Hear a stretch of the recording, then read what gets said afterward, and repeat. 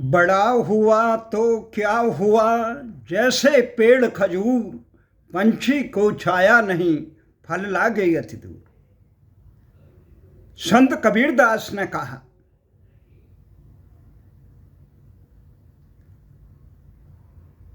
कि बड़ा हुआ तो क्या हुआ।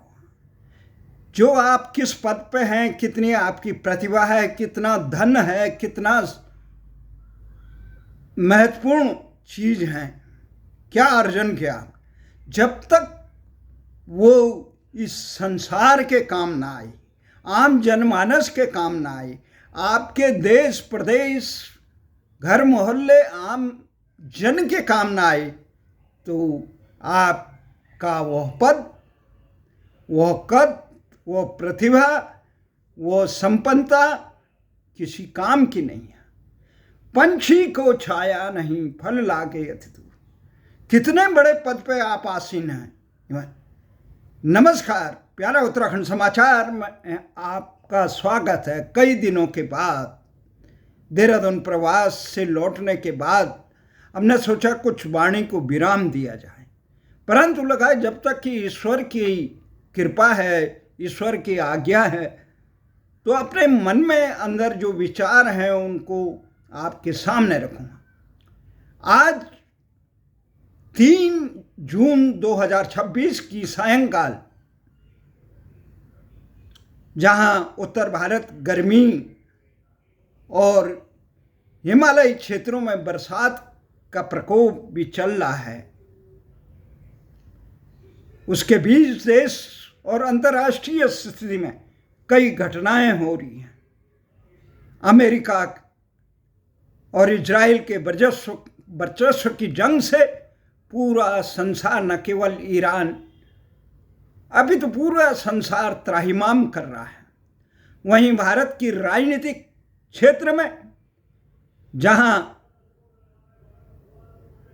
आगामी विधानसभा चुनाव के लिए उत्तराखंड, उत्तर प्रदेश, पंजाब इत्यादि प्रांतों में राजनीतिक दल अपनी कमर कसे हुए हैं, वहीं बंगाल में विधानसभा चुनाव के बाद अब वो ऐसा हश्र दिखाई देने लगा है, जहां अपने अहम के लिए या अपने अहंकार में तृणमूल कांग्रेस की ध्वजवाहिका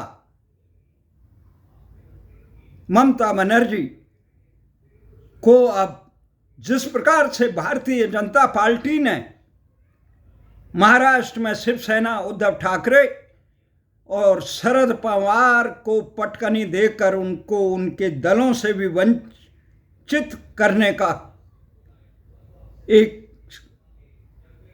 अप्रत्यक्ष षड्यंत्र किया, वहीं उस षड्यंत्र की काली छाया अब बंगाल में ममता बनर्जी का जो 80 विधायक जीते थे उनमें पड़ गया है कि उसमें तृणमूल कांग्रेस के एक बड़े धड़े ने आज विधानसभा अध्यक्ष से मुलाकात करके नेता प्रतिपक्ष की जिम्मेदारी उनके आदमी को देने की मांग की। इस प्रकार से देखा जाए, ये शिवसेना और राष्ट्रवादी कांग्रेस पार्टी जैसा हश्र अब तृणमूल कांग्रेस का भी बंगाल में होने वाला है। इस प्रकार की छाया से केवल वही दल बचे रहते हैं जो एक परिवार विशेष के चारों तरफ, जैसे राजद में लालू प्रसाद यादव के घेरे में, उत्तर प्रदेश में मुलायम परिवार के में अखिलेश के चारों तरफ हैं, वहीं कांग्रेस जो मुख्य विपक्षी दल भी है, कांग्रेस का जो घेरा है वो नेहरू परिवार के बीच में। इनको छोड़कर जिस प्रकार से तमिलनाडु में अन्य पार्टियों का हिस्सा, ये सारी चीजें चल रही है। इसी बीच में एक खबर है देश में खबरिया चैनलों में, खासकर सोशल मीडिया में एक चल रहा है, फूटी कौड़ी का दो कौड़ी का। जो मुख्य समस्या है, देश का आम जनमानस अपने बच्चों को सरकारी स्कूलों में बच्चों को सही शिक्षा, चिकित्सा, रोजगार, न्याय देने में अपने आप को असहाय पाता है। ऐसे बीच समाचार जगत क्या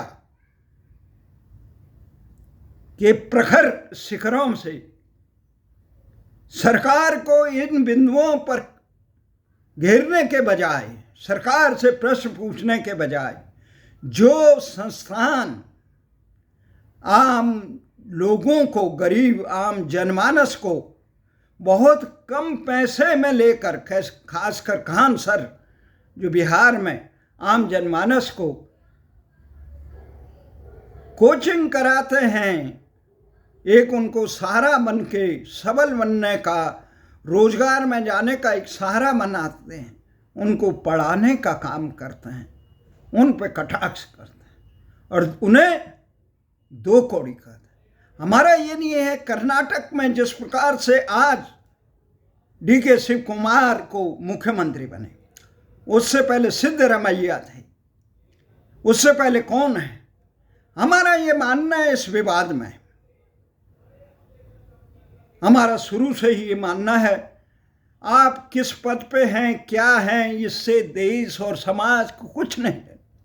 आप जनमानस को, आम वंचित, शोषित, उपेक्षित आम जनता को, देश को क्या दे रहे हैं, वो महत्वपूर्ण है। आप 50 साल तक किसी पद पे रहे, देश के शासन में रहे, प्रदेश के शासन में रहो या किसी अन्य पद पे रहो, आप कितने बड़े विद्वान हैं, पर आपने विद्या को आम जनता को दिशा देने के लिए काम नहीं किया। आप कितने बड़े चिकित्सक हैं, उस चिकित्सा का आपने आम जनमानस को जब कोई लाभ नहीं दिया तो उससे क्या लाभ है। हमारा ये मानना है कि श्रेष्ठ वही, कबीरदास ने क्या, पंछी को छाया नहीं फल लागे। संसार में देखते हैं आम जनमानस को आपने क्या दिया जो खान सर दे रहे हैं। शिक्षा को सुलभ कराने का, प्रतियोगिता परीक्षाओं में जहां बड़े बड़े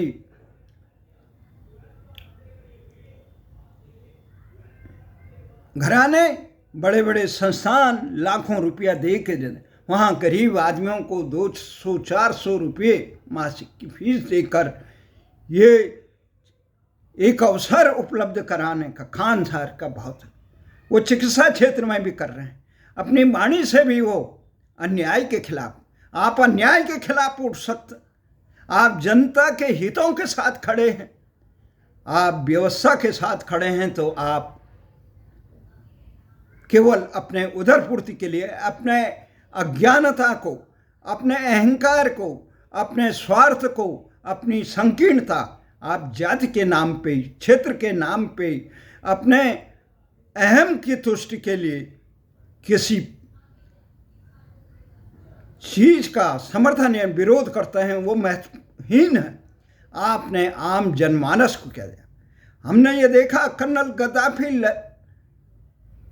लीबिया के थे, उन्होंने देश की अपनी जनता को कितना, सबको निःशुल्क शिक्षा, चिकित्सा, लाभांश, संसाधनों का आम जनमानस के अकाउंट में भी लाभांश दिया। बहुराष्ट्रीय कंपनी, विदेशों की कंपनी जो लूटने खसोटने के लिए आती, उस पर प्रतिबंध लगाया, मानव निर्मित नदी बनाई। आप कितने साल सत्ता में रहे वो महत्वहीन है। महत्व है आप जितने भी साल रहे, आपने आम जनमानस के हित में क्या काम किया। अगर रामचरितमानस जाके राज में प्रजा दुखारी जिसके राज में प्रजा दुखी रहती है, वो पाप का भागी होता हो शासक। आप पत्रकार हो, आप शिक्षक हो, आप समाज सेवी हो, राजनेता हो या बड़े पदाधिकारी हो, आप किस पद पे हो? आप केवल अपने अहम की तुष्टि के लिए कर रहे हो या आम जनमानस का? जिस प्रकार नीट परीक्षा में देश की चिकित्सा जगत के लिए प्रवेश के लिए जो परीक्षाएं थी, उसकी परीक्षाओं में ही नहीं, जो सीबीएसई केंद्रीय माध्यमिक बोर्ड की परीक्षाएं थी, उसकी परीक्षाओं में भी इस प्रकार की अनियमितता हो रही है, उससे आम लोग व्यथित है। उस समस्या को समाधान के लिए आम जनता महंगाई से त्रस्त है। देश की सरकारों को भारतीयता के पक्ष में खड़ा होना चाहिए। जहां आम जनमानस, जहां ये मांग अभी एक बहुत अच्छी रोशनी आ रही है कि